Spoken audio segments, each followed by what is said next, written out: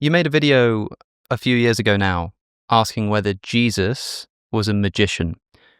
An interesting title because it sort of conjures up images, if you will, of Jesus walking around with a sort of wizard hat on, acting like David Blaine, doing a bit of sleight of hand kind of magic. But I don't think that's the kind of magic that scholars have in mind when they're talking about the ancient world. What is the kind of magic that we're talking about in that time Sure. period? I mean, it's a great question because when we think of magic in English, it conjures, to use that term again, the folklore pop culture idea of a magician. So the Harry Potters, the Gandalfs. It also brings up ideas of stage performance like David Blaine, but also we use it as a term to describe a category of ritual performance. And there's, contemporary Wiccans today, contemporary pagans and witches that practice what we would call magic. And when we use terms like that, we think of these smaller scale rituals that might include various, potions or ritual paraphernalia like magic wands. So we kind of have these three valences of magic: the folklore, the stage performance, and then a category of ritual. And when I was asking that question, and was Jesus a magician, we kind of have to grapple with all three of those ideas. And this came up controversially in the late 70s with the ancient historian Morton Smith, who basically published a book called Jesus the Magician, and he argues exactly that. Like, Jesus, for all intents and purposes, was a magician. The problem with the book is he doesn't quite grapple with what he means by magician, but what I really appreciate what Morton Smith did back in the late 70s was he challenged our categories of miracle versus magic. Because when we think of miracle, we kind of have a sense of what that means. Doing these wondrous feats of supernatural power, raising the dead, walking on water, turning water into wine. But also magic are wondrous feats that are supernatural and unexplainable. And when I talk about magic in the ancient world, people try to trot out definitions like, oh, miracles are this, and they provide a definition, and magic is this, and they provide a definition. But I can always find examples in ancient literature that kind of explodes both of those categories. Things that we would call, miracles look kind of magical, and things that are magical look miraculous. And the example that comes up in the Gospels are what I call the spit miracles or the saliva miracles. There are two miracles in the Gospels where Jesus uses spit to effectuate the miracle. There's one in the Gospel of John where he puts saliva onto a blind man's eyes to make him see, and then also in the Gospel of Mark, he puts, I think it's mixing mud and spit and puts it on the guy's eyes, and it half heals him. And he's like, oh, I see a little bit, but people are walking around and they look kind of like trees. And then Jesus does it again, and he's completely healed. And the interesting thing is Jesus is using a substance to work the miracle. Usually he doesn't use substances. He says a powerful phrase like "peace be still," or he heals by touching. So this is an example of some sort of substance being used, and that's usually the first definition that people try to bring out when they're trying to define magic. Like, oh, well, magic requires materiality, like potions or what have you. And I'm like, well, Jesus has at least one example where he does use this, so can we call him a magician? Now, the term magician is interesting, right? Because, of course, whenever we're dealing with ancient literature and ancient ideas, they're not used like speaking and writing in modern English, right? And so when we hear words like magic or magician or indeed sorcerer or anything like that, what kind of words do we tend to be talking about in like the New Testament and Greek and maybe some other sources too? Yeah. And this is a really good question, because when we say magic in English, it is derived directly from the Greek, but when we go back to the Greek source of the term, it doesn't have that exact equivalence to our modern day word magic. So magic is derived from the Greek word magia or mageia, which itself comes from the Persian, and it refers to the practices of the magi, the magoi, the arts and practices of the magi. And this refers to priestly religious functionaries in ancient Persia, and it made its way into Greek, referring to all sorts of things. So some early Greek authors like Herodotus did try to use the word magoi kind of anthropologically or ethnographically. They're like, oh, this is a term used for Persian priests, and they do priestly things like divine the will of the gods. They perform sacrifices. Sometimes they do more uncanny things like dream divination, but nothing that would be like outside the realm of like the usual functions of a priest in antiquity. But around the exact same time that Herodotus was writing these things, other Greek writers were starting to use the word magoi or magus in kind of a pejorative sense of spooky, illegitimate wonder workers. I think Heraclitus, for example, uses the term in reference to like the Bacchic mysteries or the mysteries of Dionysus, where they're kind of frenzied or enthused, mantic kind of people who are called magoi. And in that sense, it's kind of used as a term of, othering. These people do weird stuff over there. I don't do weird stuff here. So this term magia pretty quickly has connotations of spooky otherness, illegitimate ritual, ambiguous ritual that we don't really know how to define, or we don't like outright. And so that's how it gets received into the Roman period. So by the time Jesus is walking around, nobody's calling themselves a magus in a sense of I'm proud to be a magus. When you think of the job title of Harry Potter or Gandalf, they're called wizards, and it's not a bad thing. It's their job title, their in-universe job title, as it were. But nobody's going to call themselves. Simon Magus is called Simon the Magus. He's this figure in the Book of Acts, and he's not a good figure. He tries to buy his way into supernatural power to give the Holy Spirit to people by laying on hands. But he's not called Simon the Magus because he wants to be a magus. It's because people on the outside are like, oh, he's doing bad stuff. We're going to call him Simon Magus. So this is where I take it up with Morton Smith, where he was using this term magician. He's eliding our English sense of the term and with the ancient sense of the term. Even though the ancient term was a term of accusation, you call someone you don't like a magus because they're doing spooky things called magia, which is illegitimate ritual that we don't like. So in that sense, I would say Jesus was not a magus, but what he was doing is ambiguously could be ambiguous. He's doing these powerful feats that we're not sure how he's doing it, or there's instances in the Gospels where people are actually afraid of what he's doing. Like he exorcises the legion of demons in Mark chapter 5, and the audience is kind of scared, like, oh man. So like the audience could read the same text and see him doing these feats of supernatural power and interpret them either morally, like, oh, these are miracles, or immorally, oh, this stuff is the work of demons. I'm going to call this magia. And this is where I make the argument that miracle and magic as categories of ritual are subjective. They are in the eyes of the beholder. If you like what the guy's doing, and if you think he's getting the power through God or angels or something good, oh, we're going to call it miracles. But if he's doing the power through the power of demons, oh, we're going to call it magic. And we see hints of this with the so-called Beelzebul accusation, where in the Gospel of Mark, Jesus, exorcises demons, and then his opponents are like, oh, well, you're exorcising by the power of Beelzebul, who's this demonic figure. So even his own critics were like, oh, even an exorcism, which we might think of as a good thing, getting demons out of somebody, you could be doing it through illegitimate means. And New Testament scholars like Giovanni Bazzana at Harvard Divinity School have made arguments that this might be one of the kernels of the Gospels that we're pretty confident are historical, that Jesus might have been positioning himself as an exorcist because this story would be both his opponents and his proponents viewed him as an exorcist, but his opponents called him, infused with the power of Beelzebul, and that because this is an accusation being hurled at him, this accusation might actually date back to his lifetime as the historical Jesus being accused of being a demon worker. So this is what I mean by a category of ambiguous or illegitimate ritual, because you can look at the exact same ritual, an exorcism, and put it into two moral buckets: miracle or magic. And I would say there's no anthropological sense where we can define miracle vis-a-vis magic. They're both in this broad anthropological category of thaumaturgy or thaumaturgical performance, which is the technical term of wonder working. And sometimes that wonder working could be clocked as evil, and sometimes it can be clocked as good.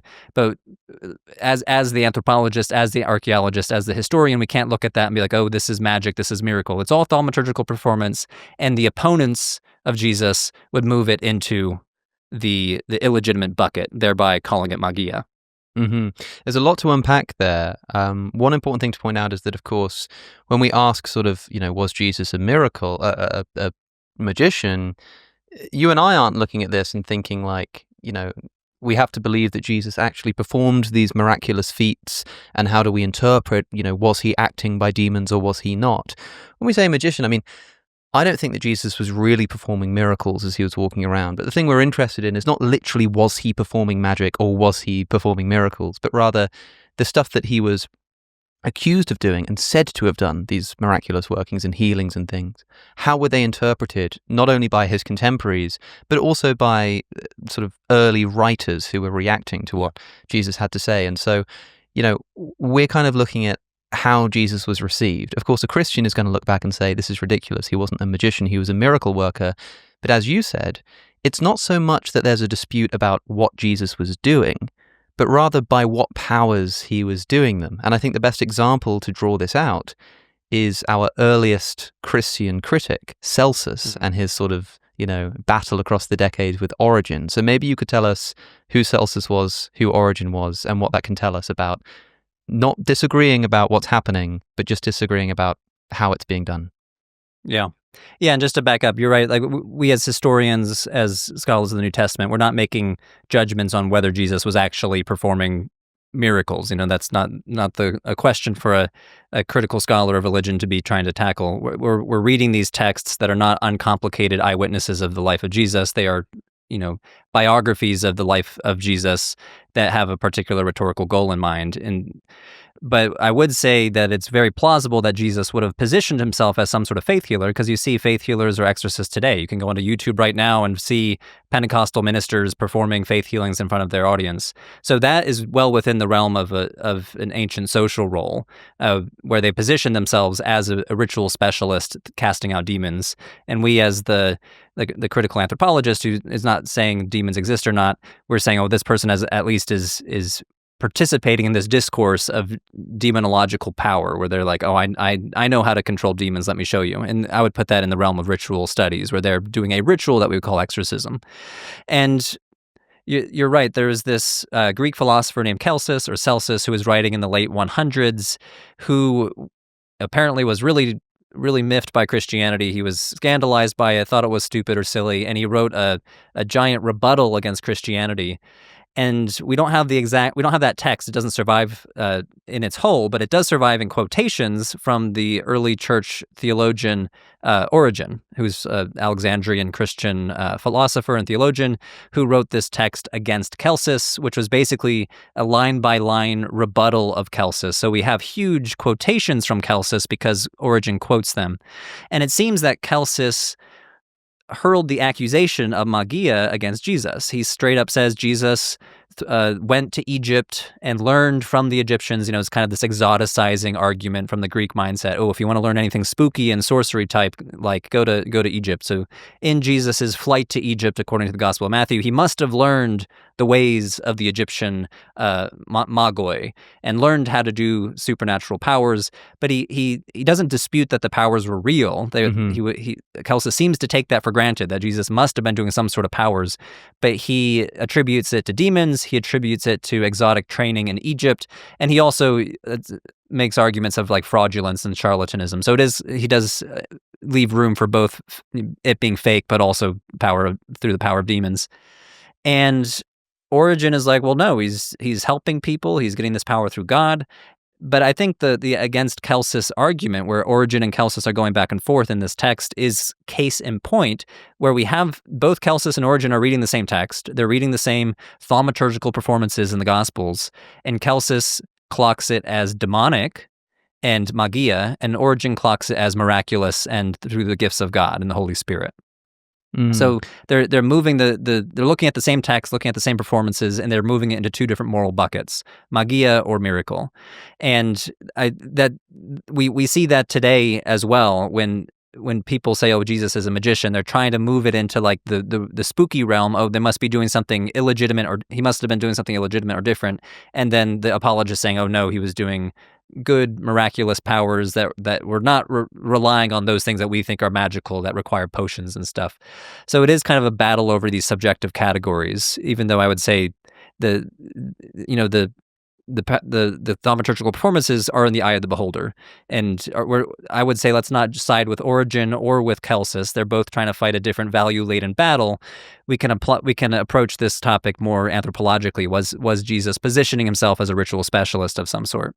We'll get back to Andrew in just a moment, but first, have you ever connected to an unencrypted Wi-Fi network at like a hotel or a cafe or something like that?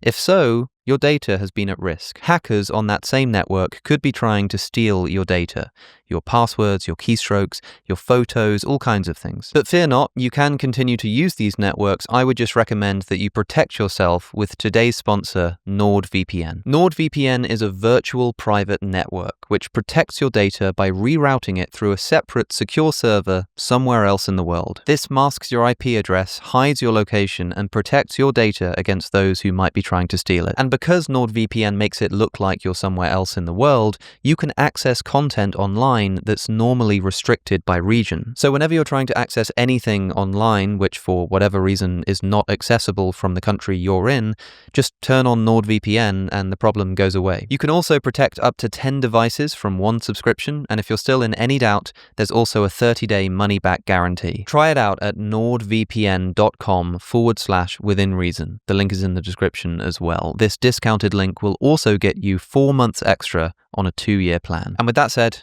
back to Andrew. One interesting thing that, before we spoke, you recommended this huge text, the Guide to the Study of Ancient Magic, I think edited by David Frankfurter. And there's a chapter in there on early Christianity by, what's his name? Joseph Sanzo. Sanzo, that's right. And one thing he pointed out in this essay or this chapter that I found interesting was that in the birth narratives, you get this, at least in Matthew's, you get this mention of these magi, right? People think of them as the wise men or the magi from the east. And it's this word, right, magi, which, as you say, comes to be a pejorative term. If you call someone a magi, it's kind of an insult or a mark of suspicion. But in Matthew's birth narrative, the Magi are the protagonists of the story. They correctly identify the position of Jesus. It seems like, they're good people in the eyes of God. He sort of leads them there. He also shows up in a dream and warns them. And so he points out that at least at the time of the writing of that gospel, or at least of the birth narrative part of the gospel, that term didn't necessarily have that same pejorative connotation, right? Like as if it used to be something that just wasn't that bad. Yeah, and that would be an example of the term still being attempted to use in a more anthropological, ethnographic sense. So in the Gospel of Matthew says the Magoi from the east came and were able to find Jesus. I don't think there's any hint of the spooky, illegitimate. There's exoticizing there. I think Matthew is positioning these figures as purveyors of exotic knowledge who were able to see the truth despite not being from Judea. But we don't see any hint of Magoi as purveyors of illegitimate ritual. So this does, we do see this around the 1st century BCE, the 1st century CE. Philo of Alexandria also talks about the Magoi as priestly philosophers who know that they can talk about the divine. So it's not like 100% everybody was like, oh, if I hear Magoi, I'm thinking illegitimate sorcerer. But Simon Magus appears in the book of Acts, and these Magoi appear in the Gospel of Matthew, and both of these texts were written within a half century of each other at least, if not closer. but writers of both these texts can use that term either as a pejorative term, Simon the Magus, that bad guy doing bad stuff, and the Magoi in the birth narrative of the Gospel of Matthew, those purveyors of exotic wisdom. So even into the Roman period, we do see a range of semantic meaning for this term. It's, I would say, pretty overwhelmingly a pejorative term. I think even because the term magia shows up in the book of Acts as well, and it's referring to illegitimate ritual. But again, I think people at that time still would have thought of it, oh yeah, that's referring to Persian priests as well. So it has a range of semantic meanings. Some writers would try to use it more anthropologically, and some would use it as a term of accusation. I'm really interested in some of these sort of ancient indications that people were interpreting Jesus as a magician. Of course, Orthodox Christianity, as we know it, would reject that label, but of course, they agree that he was performing these miracles. One of the most interesting cases of this that I learnt about from your materials, yours and Esoterica, Justin Sledge as well, who's you sort of collaborated with on this kind of topic, is there's this image from the catacomb of Giordani underneath Rome. And I'll have my wonderful editor put it on screen. Sorry for the extra work there, Alex. It's this image from, it's like some kind of wall painting or something, really. It's quite simplistic. And it depicts Jesus raising Lazarus from the dead, which is a very sort of common scene to depict in Christian art. But he's holding this stick. He's like pointing this stick at Lazarus and using that to raise him from the dead. And it kind of looks like this wand-like instrument, which there's no mention of in the Gospel of John. And yet somebody has decided to give him this stick in art. And what might this tell us? Yeah, that's a good question. This motif shows up a lot in early Christian art, not just in catacomb frescoes. So in a lot of catacomb frescoes, Jesus is holding some sort of thin, wand-like stick pointing toward Lazarus, oftentimes Lazarus, but sometimes like multiplying the loaves and fish. It shows up in sarcophagi carvings, Jesus holding a staff, like a short rod of some sort. So this is sometimes trotted out as, oh, look at this. This is examples of even people back then thought of Jesus as a magician.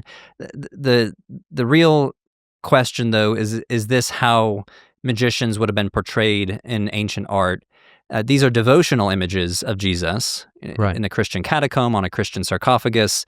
So that alone should tell you they were not thinking of him as a magus because of that, or a goes, which is another term for a sorcerer. So they're obviously not thinking of him like that, because that's for Celsus to say. He's the opponent to Jesus. These are devotional images. So the short answer is a magic wand is part of the toolkit of a wizard in our modern understanding, our pop culture understanding of a magician, and that seems to derive from European folklore, maybe Northern Europe, possibly even Norse folklore, but it doesn't seem to have been part of the toolkit of a magic worker in Greco-Roman mythology. We do have one very notable example in the Odyssey, where Circe is this sorceress figure who does have a rod. It uses the term rhabdos, which means just stick or rod. And when she turns Odysseus's men into pigs, she uses potions. It uses some sort of derivative of the word pharmakia, where we get the word pharmacy. And then also she has a rhabdos. The argument would be she's using the potions to turn them into pigs, not the wand itself. I think that's a little bit parsing maybe too much. It's part of her toolkit, but it's not something that shows up again and again as a trope. Medea is another famous sorcerer in Greek mythology. She doesn't have a wand. Stick-like ritual implements show up all the time in Greek and Roman ritual contexts. Roman augurs had the litus, which was kind of a curved stick that was more of a symbol of power, like a scepter. Hermes had the caduceus, which was, the entwined snakes around a rod, but he doesn't seem to use it magically. So the short answer is I think an ancient audience would have walked up and seen that catacomb fresco. Their mind wouldn't have immediately went like, sorcery, like Circe. The argument put forth by the scholar Lee Jefferson is that it's actually a reference to Moses's staff. So the staff of Moses, where he strikes the rock with a staff. There's actually a catacomb fresco, where Jesus is on one side with a staff pointing toward Lazarus's tomb, and then on the other side is Moses striking the rock. So there's like parallelism in the actual catacomb painting, where they're positioning Jesus as the new Moses, or standing in this lineage with Moses.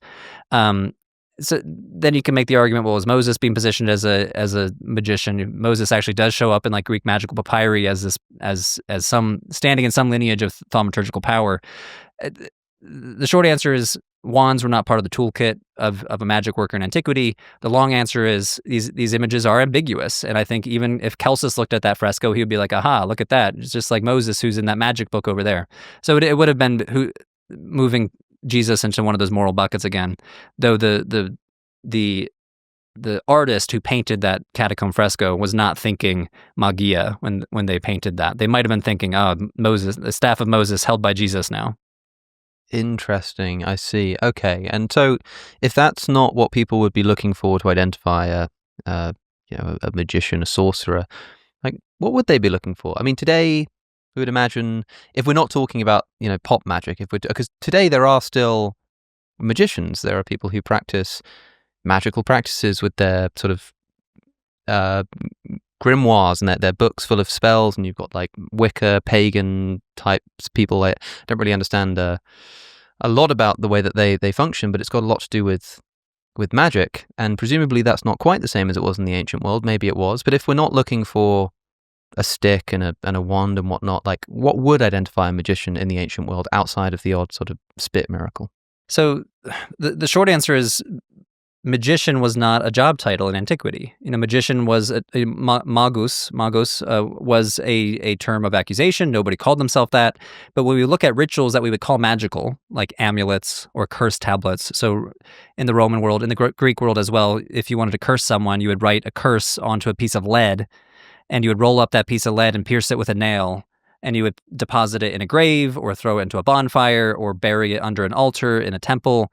If you were trying to curse a chariot team, you really don't want the green team to win. You would curse the chariot team, then bury it under the starting gate of the hippodrome. Wow. We would call that cursing. We would call it an amulet protection. We might lump it all into this category of magic. But what is the job title of someone who makes an amulet, or a curse tablet, or a magic gem? It's not magician. It's a scribe. It's a metal worker. It's a gem artisan, and their toolkit doesn't include a magic wand. It's a chisel and trying to make their little magic gem.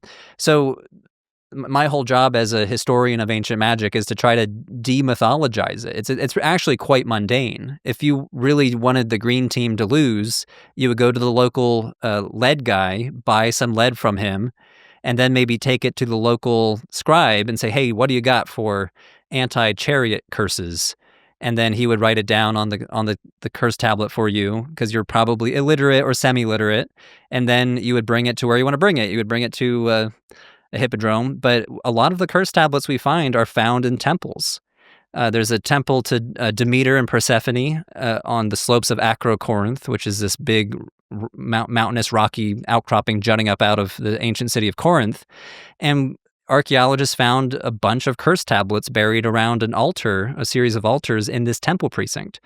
And you would be like, oh, well, that was like sneaking into the temple and burying it. But how would you possibly do that? What's more likely is it was part of the normal functioning of that temple, where the priestesses of Demeter were like, hey, let me help you with that. I'll show you where you should put your curse tablet. We see this. There's a double temple to Isis and Mater Magna, the great mother goddess, in what's modern-day Mainz, Germany. It's a double temple. You have one temple to Isis, one temple to Magna Mater, and archaeologists found a bunch of curse tablets half melted in like a burn pit behind the temple. And a lot of these curse tablets draw attention to the fire, just like how this curse tablet melts. May my target Alex melt. And they would roll it up and then throw it into the burn pit. Some of them apparently did not melt, and for archaeologists to find many years later. It was probably part of the normal functioning of that temple. Bring your curse tablet to the temple of Isis and Magna Mater, and deposit it into the burn pit. And yet another example was found in England at Bath, the city of Bath, which was an ancient town to the goddess Celsus Minerva, who is the syncretized goddess between Celsus, who was like a Celtic goddess, and Minerva, obviously a Greco-Roman goddess. And again, in the temple precinct, you had the temple, and outside the temple, you had the altar, and right off to the side of the altar was a spring. And we found a bunch of curse tablets. I say we, a bunch of archaeologists found a bunch of curse tablets deposited in the spring. And they were for really mundane stuff, like so-and-so stole my hooded cloak. May justice be brought down upon his head. A lot of them were for like petty crime. And so I think of that little spring in that temple precinct as kind of the lost and found of the town. Like, did you lose your hoodie? Did you lose your money? This jumped out at me because I recently I went to an event where I had to wear like white tie, like tuxedo with tails and everything. And I got this top hat and it went missing, and I'm pretty sure someone stole it. And when I saw in your video that the quote from that curse on that sort of ancient tablet reads, "I curse him who has stolen my hooded cloak, that the goddess Celsus inflict death upon him, and not allow him sleep or children now and in the future until he has brought my hooded cloak to the temple of her divinity." And I instantly thought of my top hat, and I thought, gosh, if I could get someone to write out on an amulet a curse like that, then I would probably do it. It's really interesting to see. But one thing that you also pointed out, actually, I think you pointed this out in your video on Grimoires, is that we're not just dealing with, like, when you think of ancient people sort of cursing each other, you might be thinking of, your sort of disgruntled farmer or whatever, but these are physical materials, written materials in the ancient world. We kind of forget today, like, how difficult it is to produce written materials in the ancient world, right? Not just because of the physical labor involved in bringing them out, but also because hardly anyone was literate. And so given that these curses and things and these spells and these books of spells that begin to develop throughout history, you might think of them as sort of some wackos out in a cave somewhere writing stuff down, but you have to be pretty educated, right, to even be able to write this stuff. So what does that tell us about the kind of people who are engaging with this? Yeah. Well, let's use the curse tablets, the curse tablets from Bath, England, as an example. We've found probably 160 of them there, maybe 180, so dozens and dozens of these curse tablets with varying ranges of skill when it comes to the handwriting. Some seem to be cursive Latin that's very difficult to read. Some of it seems to be a more bookish, professional hand. So there must have been some sort of a range of literate skills coming to the table here. But the ones that are very professional probably were made by professionals. A professional scribe whose whole job was, let me help you write your get my hoodie back curse that you could then bring probably with the help of a priest of Celsus to deposit it into this pool. So at least for the textual magic, anything written on a piece of papyrus or an amulet was probably created, I say probably, almost certainly created by some sort of literate specialist. And who were the literate specialists in, say, late Roman Egypt?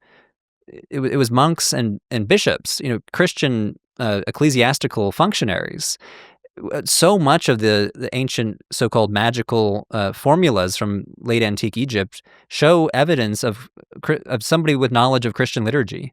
So a phrase like "Holy, holy, holy is the Lord God Almighty," the so-called trisagion that appears in both Jewish and Christian liturgies, very prominently in Christian liturgies, shows up all the time as kind of a protective incantation that shows up on amulets that people would roll up and put on a necklace or put it in their pocket.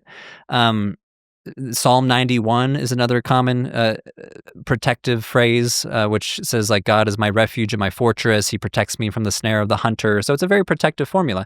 This appears inscribed on, like, the edges of, like, these circular medallions that people would wear with a picture of, like, Solomon spearing a demon. Again, with the Hagios, Hagios, Hagios, holy, holy, holy phrase. So the vast majority of at least late Roman magical formulas that show some sort of Christian influence were probably made by the literate specialists of that era, which were monks, priests, and bishops. And when we look further east into Mesopotamia, we find a whole corpus of incantation bowls, little clay bowls, something that you'd eat your ancient porridge out of. And in these bowls are inscribed these spiral incantations, usually against demons. sometimes specifically against a demon like Lilith. They're found buried upside down in the house, maybe as like an ancient roach motel where you're trying to capture the demon and neutralize it. And a lot of these show, they're written in Jewish Aramaic. They show evidence of rabbinic literature. So who was the ritual specialist in a Jewish community in 6th century Mesopotamia? Rabbis. So you initially asked me, like, what does a magician look like in antiquity? I'm like, that's not a job title. The person who was making an amulet or an incantation bowl, they were monks, they were rabbis, they were metal workers, they were gem workers. So much of this was coming out of workshops. It was just part and parcel of a marketplace of ritual power in the Roman Empire, and nothing about it would from the material evidence indicates it was secret or occult or evil. We'll sometimes see Roman law codes complaining about magic, particularly curse tablets or anything that you could view as poison, trying to poison someone with potions. So anything that's kind of aggressive or harmful, we'll sometimes see law codes against that. But of course, how could you possibly enforce that in the Roman Empire? Like it's not like it was you had like one Roman jurist per 100,000 people. It's not like these laws could have been easily enforced. Instead, you had temples like the Temple of Celsus in England or the Temple of Isis in Magna Mater in Germany offering it as part of their regular services.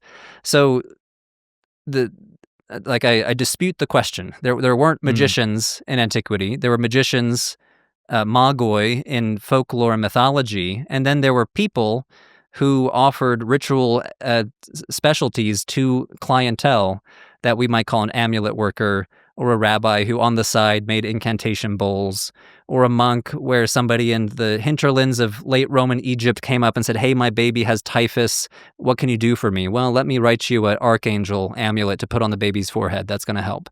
It was part and parcel of daily life in antiquity. And this kind of practice shows up across religious traditions. I mean, yeah, I've heard you talk, again, when you're talking about grimoires, about people who would, aren't there Islamic communities that will take the words of the Quran, sort of write them onto, some kind of material and then wash the words off into a bowl of water and then drink the water, and somehow that's part of their like ritualistic practice. This kind of stuff crops up all over the place. And I guess it's not so much about, there's another point raised in the reading that you sent over, is that like there's sort of two questions. There's what was magic in the ancient world and who called each other magicians, but also what would a modern scholar look at and say, this is what today we might call magical practice, even though they didn't call it that then. And I guess we're sort of more doing the latter, looking back at just sort of practices that people engaged in, and today saying that's what we might now sort of broadly put into the magical category. Well, so I go out of my way to avoid the term magic, at least in my own work, because I don't find the term useful to describe a category of ritual. I would try to be a little more precise and say we have cursing rituals, we have protection rituals, we have healing rituals, we have exorcism rituals. Some of them use paraphernalia like potions or mud or spit, and some of them just use the spoken word, but they all fall under these categories of healing, protecting, exorcising. And it's kind of, again, because the term magic is subjective and up to the audience, the eye of the beholder, I'll sometimes call a behavior, a ritual, magical, and that might offend somebody. I'm like, well, like I'm purposely doing that to try to show you that there's really not a huge distinction. So an example would be John Chrysostom. He was the bishop of Antioch and later the bishop of Constantinople. This was in the 300s and early 400s.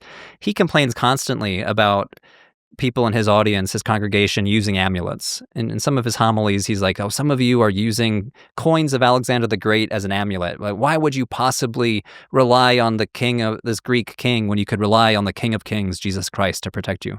And then in other homilies, he like explicitly says, "Hey, you want to keep demons away from you? Do the sign of the cross. The sign of the cross is a great way to keep demons away from you." And I'm like, what makes that gesture legitimate and another gesture to keep demons away from you magical? This is a gesture versus an object, but we could probably think of some sort of gesture that would be clocked as magical, even though it's just a gesture to keep you to protect you from supernatural harm. And the answer is, well, John Chrysostom is playing a value and judgment game where he's like, this is a legitimate ritual and this is an illegitimate ritual. Even though from the outside, they both an amulet and crossing yourself to keep demons away from you both fall under this category of protective ritual. And there's another example. There's the Acts of Peter and Paul is an apocryphal text from the 400s. I think it's 5th century CE. That is it almost reads like a comic book. The Apostle Peter and the Apostle Paul are facing off against Simon Magus, that spooky bad guy from the Book of Acts, and they have an audience in front of Nero, the Roman emperor, and they're kind of doing a thaumaturgy battle where Peter does a work of power and then Simon does a work of power, and it culminates with Simon building a wooden tower, and then he climbs to the top of the tower and he starts flying, and Nero's like, well, all right, Simon won, look at, he's flying, that's like the ultimate power. And then Peter says, well, watch this, and Peter then says, oh, angels of Satan that are carrying Simon into the air, stop. And they drop him and Simon falls to his death. But Simon doesn't use a magic wand, he's not using potions, he's not using amulets or any materiality. He's speaking just like Jesus would in like the Gospels. He says, dogs come forth, and like these supernatural dogs appear and leap at Peter, and then Peter says, gone, and then the dogs disappear. And then Simon doesn't really say anything. He just starts flying, and presumably these demons or angels are carrying him through the air. So this is why I'm like, from the outside, if we try to describe what Simon is doing from a completely neutral anthropological perspective, it's just miraculous powers. But the author of the Acts of Peter and Paul, it is unambiguously saying what he is doing is magia, and what Peter is doing is miracles. Like, one is from Jesus and God, and one is from demons, even though they're really just doing the same thing, which is speaking power into, doing power through ritual performance. So does that mean then that, circling back to the question we started with and the question that you title a video about, was Jesus a magician, is the point that this is like a meaningless question? I mean, it seems to you like that's a difficult category to sort of even discuss. But I mean, I know that's your view, but presumably there are scholars out there who think it's a perfectly serviceable category and will discuss whether Jesus fit into it. And so, if I were to ask you that question, is that how you'd answer? And how do other scholars tend to interpret that question? Yeah. So I would say Celsus thought he was a magus. I would say he was not a magician in the sense of the folkloric sense of a magus. Like the gospel writers position him as a wonder worker. Was he a ritual specialist? We can at least say it's plausible. He wasn't, as far as we know, he wasn't a gem worker or an amulet maker or an incantation bowl maker. Like those are job titles that we can identify as a social role in society. Someone who makes an amulet, someone who makes a curse tablet. I think it might be plausible that he was positioned himself as like a stage exorcist, faith healer, like, hey, let me show you that I have power over demons. Because we see that in roughly contemporaneous materials as a social role that did exist in first century Judea. So Josephus, for example, talks about a exorcist named Eleazar who exorcises a demon, I think in the audience of Vespasian, the Roman emperor. Eleazar uses a ring of Solomon and some sort of incantation, so he's using some sort of ritual paraphernalia. The Dead Sea Scrolls, there are a few examples of exorcistic formulas. So exorcisms were being performed in first century Judea and the Galilee. And it's hard to parse what parts of the Gospels are historical and what are not, but it is at least within the realm of plausibility that Jesus would have positioned himself as a ritual specialist. But I wouldn't call that a magician, because I do find the term hopelessly fraught. And the scholars that do work on this material, I think would agree with me that they are very careful to parse between the mythological or the fantasy or the pop culture caricature of the sorcerer or the magician versus the historical social role of a ritual specialist. And that looks a lot more mundane. Somebody in their workshop making an amulet, then a priestess of Demeter taking that cursed tablet and burying it in a room in the temple precinct. Like, it's just a lot more mundane than like Harry Potter shooting light out of a magic wand. So we had to parse the caricature versus the social role. And Jesus was certainly a caricature was made of him by Celsus. So there was at least something about the Gospels that made Celsus think, oh, this guy is in the same realm of Medea or Circe. But then from the anthropological point of view, that was not someone walking around calling themselves a magus. You said ritual specialist a few times. I remember in your video you talked about this concept of a freelance ritual expert, which Heidi Wendt, I think, has written about. Are they the same thing? And if not, what is a freelance ritual expert? Yeah. So ritual expert is just like in some sense, a hopelessly broad term, just someone who specializes in a particular type of ritual. You could say a priest is a ritual expert who knows how to lead the liturgy and knows how to lead the Eucharist. Some of those religious functionaries went on to use their liturgical skills to make amulets for your sick baby.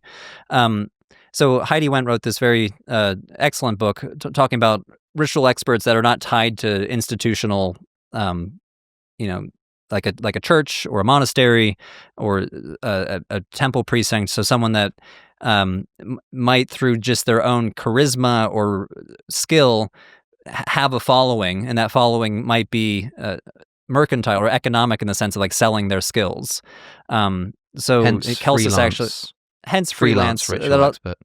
Yeah, and the freelance also implies the non-institutional aspect of it.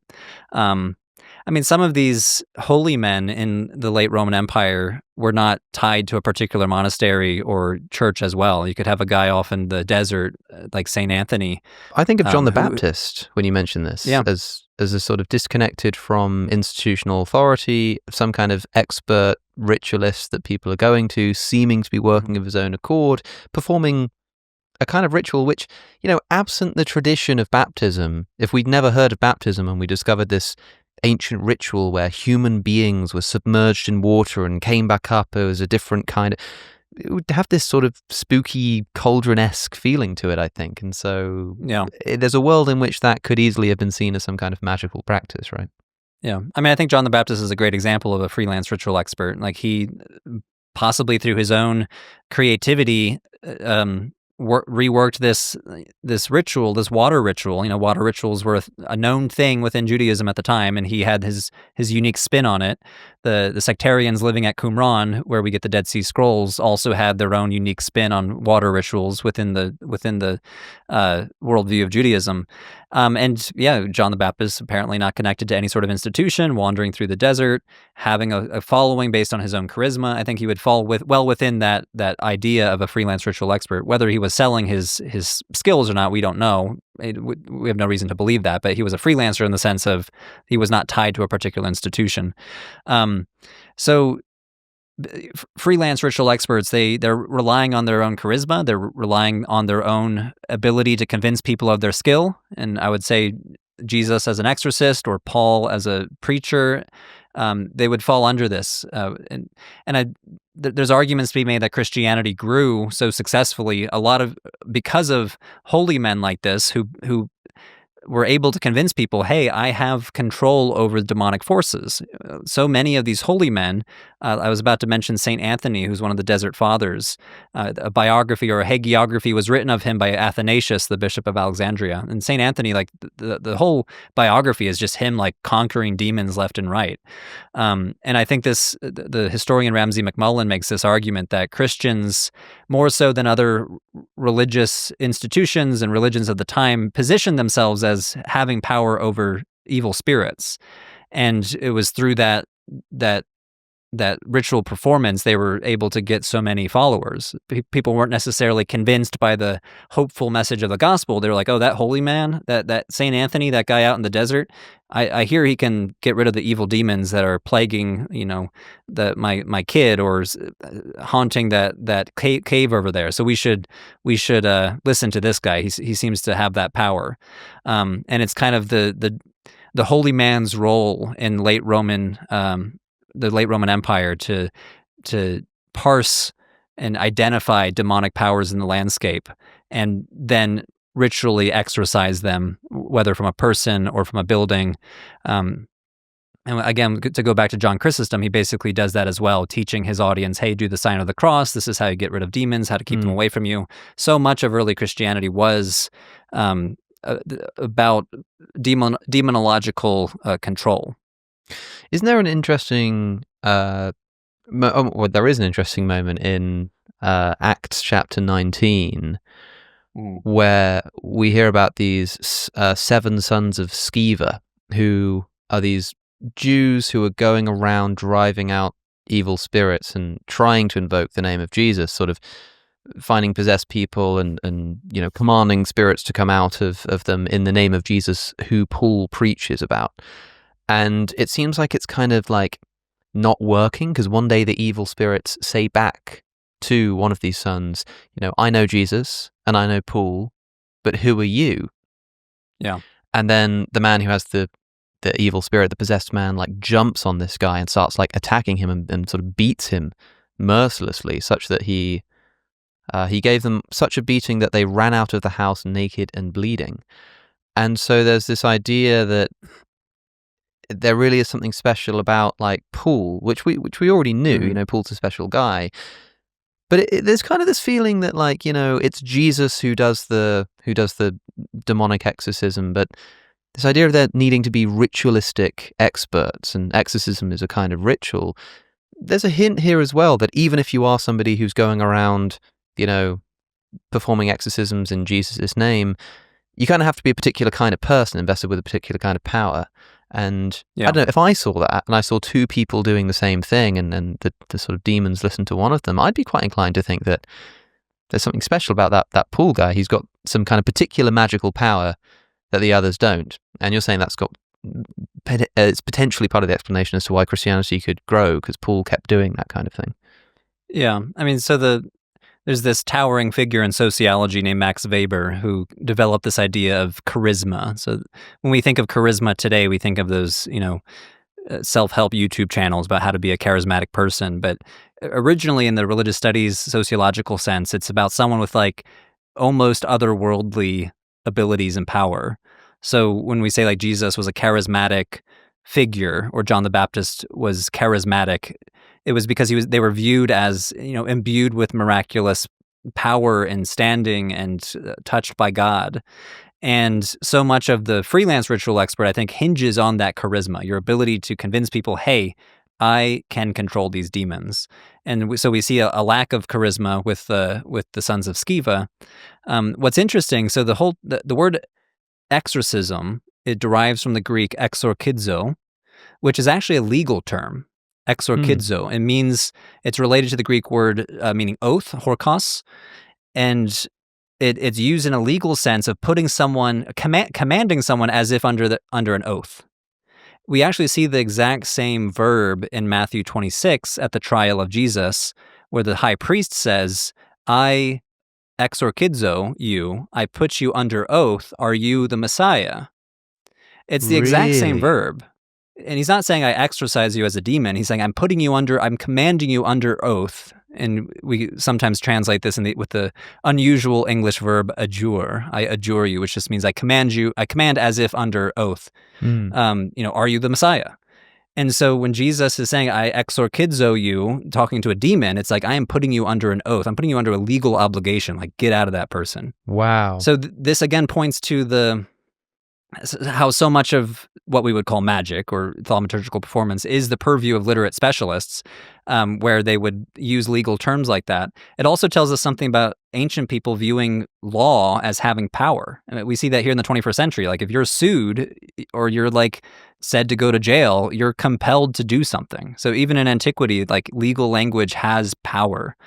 And it's so much of it is the exorcistic formulas are pretty formulaic, as in I adjure you, I exorkids you, I put you under an oath by some power. Usually then you list some sort of power, by the power of God, by the power of Sulis Minerva, and then some sort of threat of some sort. So there's these formulas, but all in this kind of legalese sense. Can I ask you, you've mentioned a few times about sort of amulets and writing, and we've talked about books, and I mentioned this word grimoire earlier. Could you just tell us what a grimoire is and its relation to magic? And particularly, I'm interested in the usage of like the Bible by some Christians and sometimes as a kind of grimoire of a kind. Yeah. So when we say grimoire, in a technical sense, it usually refers to some sort of magical handbook. You can maybe even use the word a textbook. So a book that's a collection of formulas, a collection of instructions on how to make amulets. And it's used like that in the modern sense. So you might have a contemporary Wiccan or a contemporary witch who would keep their own book of shadows, which is a grimoire in a sense of like a collection of incantations or rituals. And in the context of antiquity, we see compendia of formulas usually surviving in Egypt. So there's this big collection of texts called the Greek magical papyri, which is a modern category where scholars brought all these texts from ancient Egypt, from the Ptolemaic period up through the late Roman period, and kind of published them in these books that we call the Greek magical papyri. But there are all these different disparate scraps of papyri that are brought together into this kind of artificial category. Really what these were texts created by Hellenized Egyptian priests operating in the Roman Empire. And it was part of their job to collect, as literate specialists, collect these rituals and put them into compendia that we might call a grimoire. Like here's a scroll with a bunch of instructions. Like here's how to fix a migraine headache. Here's how to fix a sick stomach. Like your stomach feels bad. Some of these texts are very short. Like write this. So do you have a scorpion sting? All right, write this formula onto a piece of papyrus. Put the piece of papyrus on your scorpion sting. You'll be okay. Some of these texts are long, almost beautiful poems. There's one called the Mithras Liturgy, how you kind of go through this multi-stage formula to interact with Helios himself, the sun god.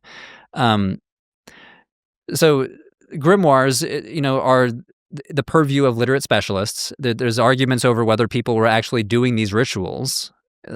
Was that priest then going out and helping someone? Hey, do you have a scorpion sting? I have just the thing for you. Or was it just part of like the bookish mindset of like the encyclopedic mind of trying to collect all these texts into a text that you would then pass on to the next your apprentice?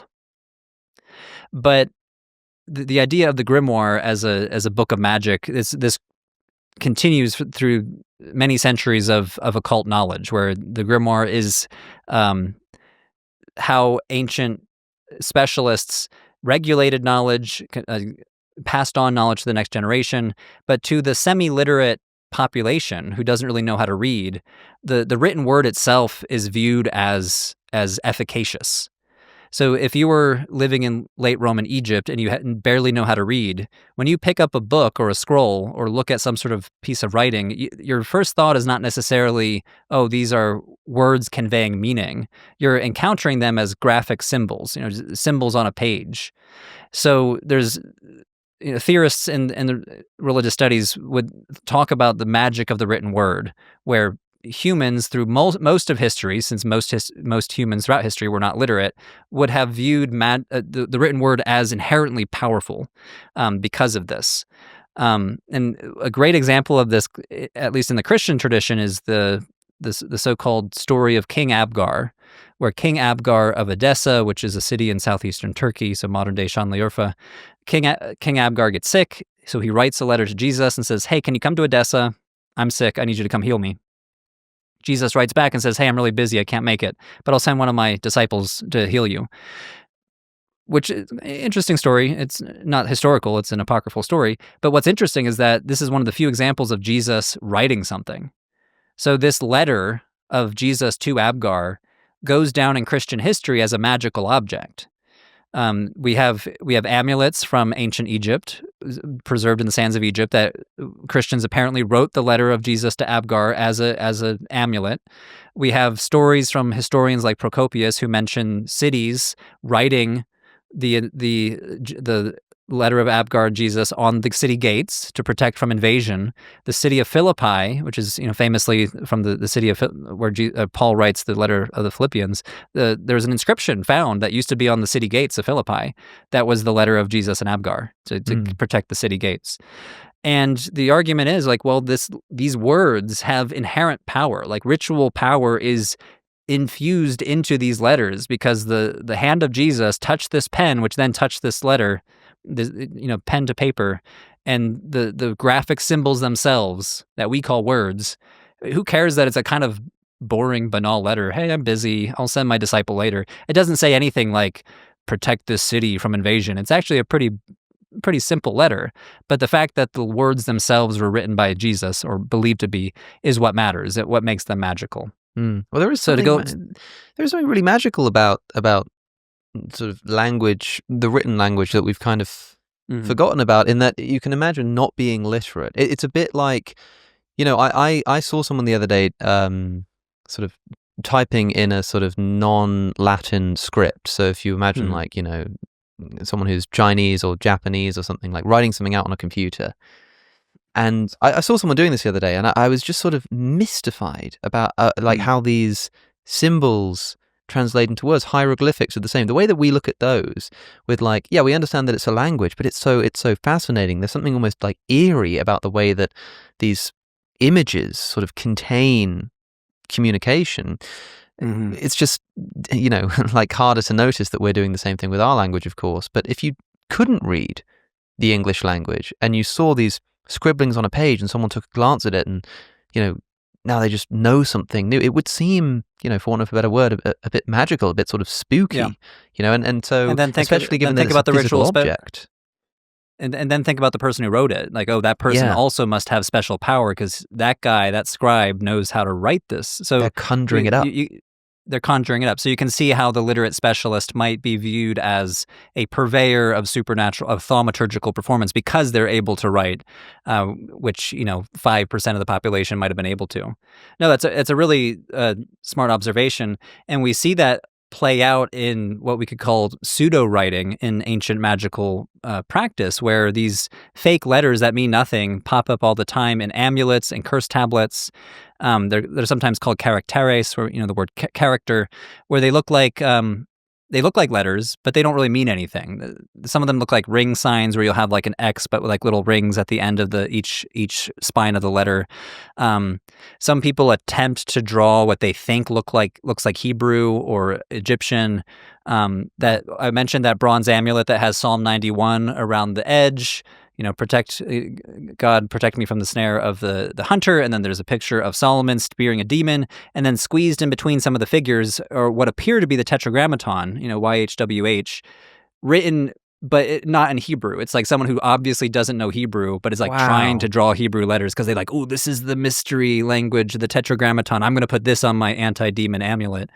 And we see this in the Greco-Egyptian magical papyri, where depending on your language, your native language, if you're a Greek speaker, you want to have Coptic as, Coptic, the final stage of the Egyptian language, as your magical language.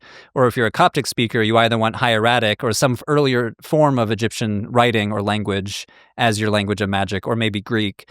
So you kind of see this the exoticizing power of different languages, whether it's a pseudo-script, or like a symbol that means nothing, or your attempt at drawing Hebrew or hieroglyphs or Demotic or something like that. You know what it makes me think of? You know about cargo cults? You've probably heard of these, but these... Yeah, vaguely, sort of interesting groups of people who tend to live on sort of isolated, like islands, tribes of people who live on these islands. And during like the colonial period or during like the World Wars or something, Europeans would come and visit these islands, and they would bring cargo. They'd have all of these sort of wonderful things with them. They'd have food, they'd have weapons, they'd have all sorts.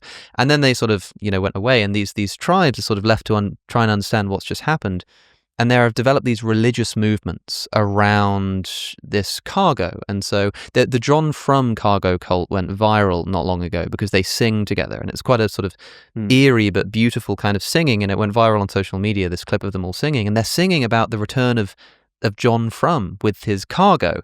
And one really interesting thing that I can't remember who it is that did this, but once upon a time, a landing strip for an airport was built, in the middle of the forest or whatever, and an aeroplane came down and dropped off all of this cargo, and then they all sort of went away. And so in the hopes that the cargo will come back, some tribe somewhere had built an airport out of like sticks, out of wood. They'd sort of built like a control tower and a runway and stuff, sort of thinking that this might somehow incant this plane to come back, as if the airport being built was what made the plane come.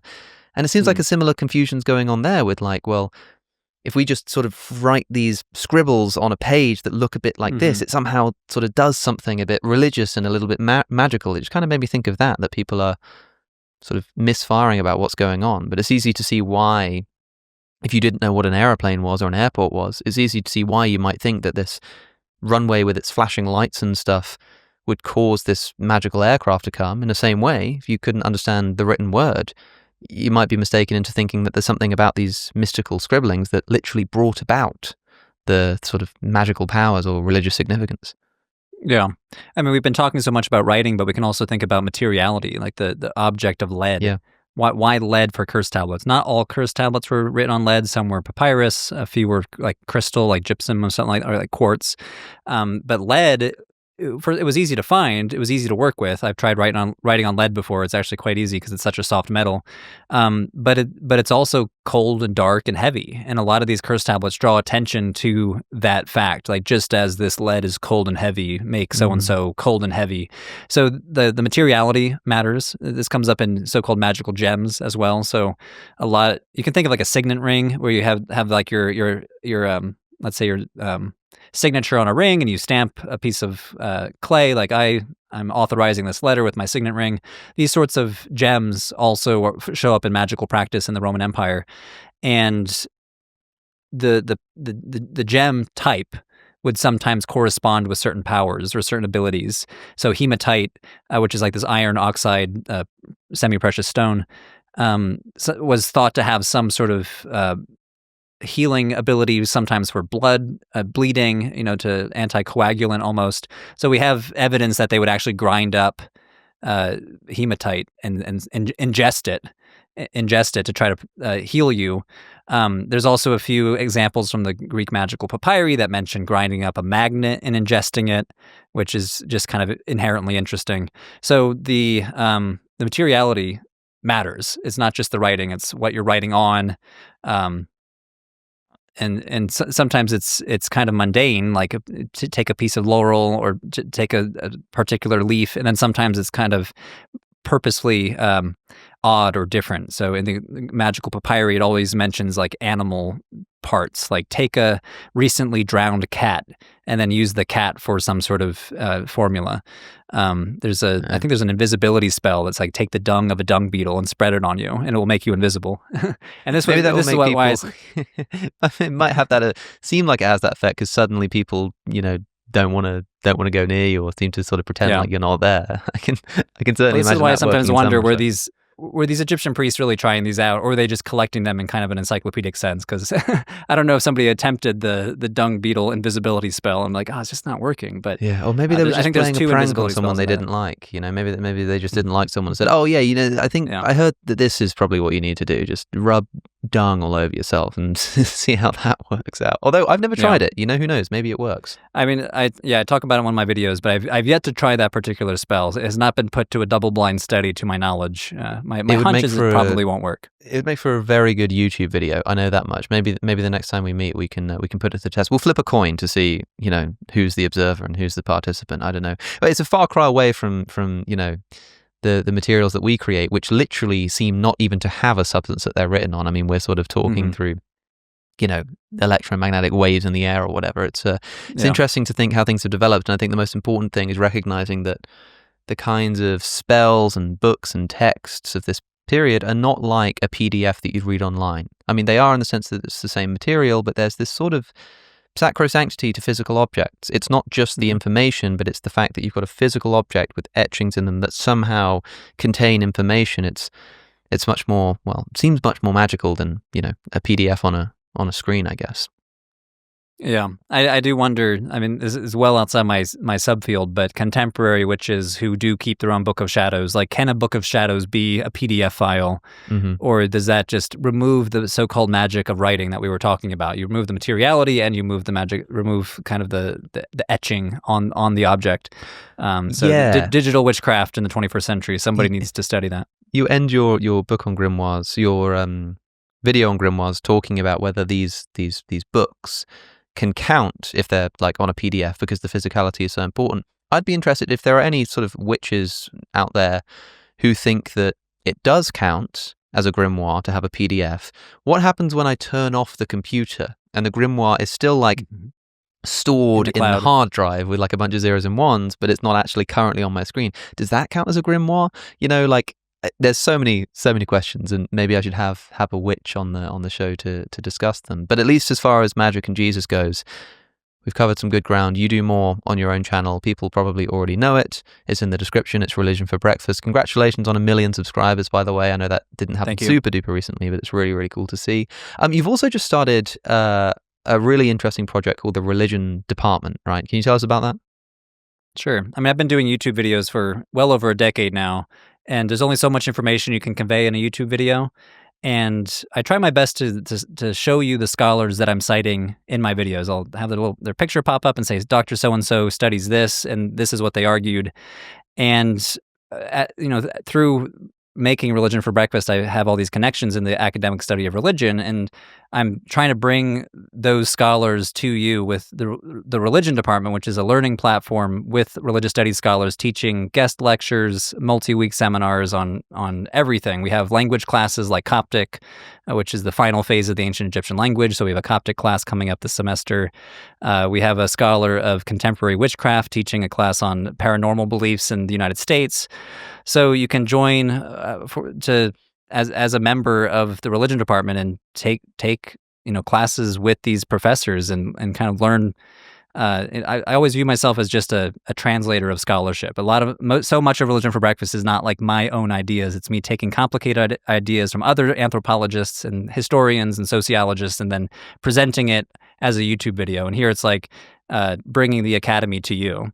And it's a cool project. I'll link that down in the description down below as well. It's like, I guess, if you want to do like an academic study of religion, but academic study, it costs a lot of money, it takes a lot of time, you've got to show up to class and whatnot. I mean, I guess there are remote things and whatnot, but like for much, much cheaper and much, much more convenience, you choose the classes that are interesting to you. It seems like or a something cool you way might not have access to. I mean, I went to Coptic is not a language that's offered in very many universities. Right. Probably just a small sliver of universities in the world offer ancient Coptic. But we had dozens and dozens of people show up for our summer Coptic class and are now reading the Gospel of Thomas in Coptic. Like, that's just so cool. It's so awesome, like if you're like a super nerd of religious studies as I am, and so many people in the Religion for Breakfast audience are, and your audience for that matter, like if you want to, in a very affordable way, learn ancient Coptic or the sociological study of American paranormal beliefs, like this is a place to do it. Yeah, YouTube videos can only go so far, so if you want to go deeper, the links are in the description. But YouTube videos are worth it too, and I hope that this podcast proves it. Andrew Mark Henry, thank you so much for your time. It's been great to talk to you again. Thanks for having me. If you enjoyed that conversation, you might like my previous episode with John Nelson discussing the physical appearance of Jesus Christ and why it isn't really discussed in the Gospels. You can watch that by clicking the link that's on your screen. To support my work and get early, ad-free access to episodes, subscribe to my Substack at alexoconnor.com. Thanks for watching.